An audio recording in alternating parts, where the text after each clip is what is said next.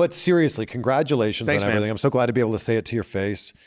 You've been a lifelong wrestling fan. Lifelong. I knew you as a radio host in Cleveland and also as a play-by-play commentator for indie wrestling in Cleveland and the surrounding area. Mm-hmm.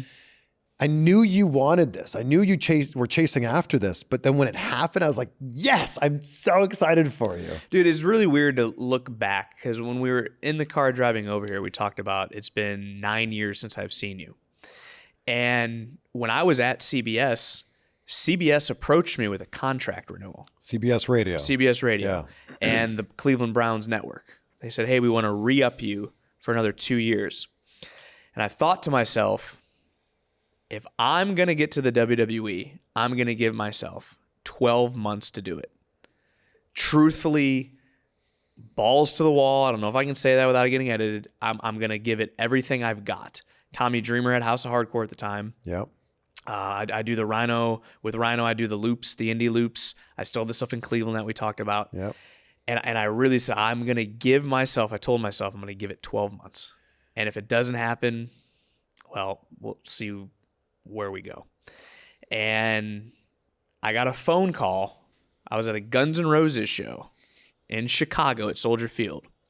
And the day before I left for the show, Tom Phillips called me and said, Michael Cole would like to know if you'd like to come in for an audition.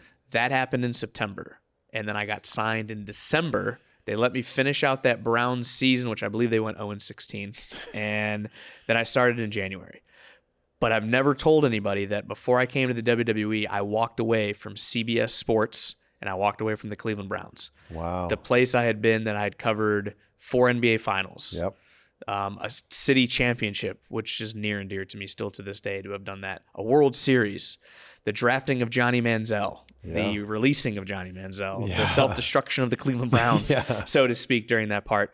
But that was, and it's weird to say now looking back, it was betting on myself, knowing how much I loved the WWE, wrestling, sports entertainment, whatever you want to categorize it as, that this is what I want to do. This is what I love. This is what I am passionate about. And I don't think if I would have taken that year to say, I'm going to do this, that Tom Phillips would have never called me, that I never would have gotten a face-to-face with Michael Cole, that I never would have gotten signed, that I wouldn't be sitting here with you today getting ready for WrestleMania here in Los Angeles.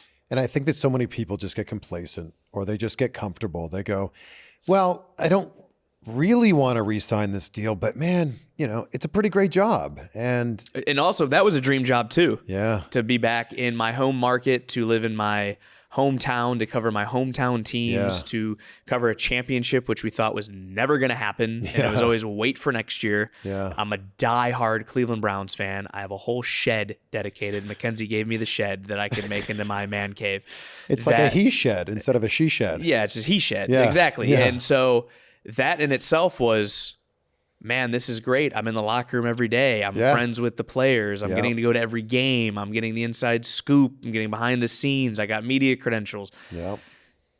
But I'm going to walk away from that. And so it was a really interesting time. But if I didn't do that, then I never would have gotten here.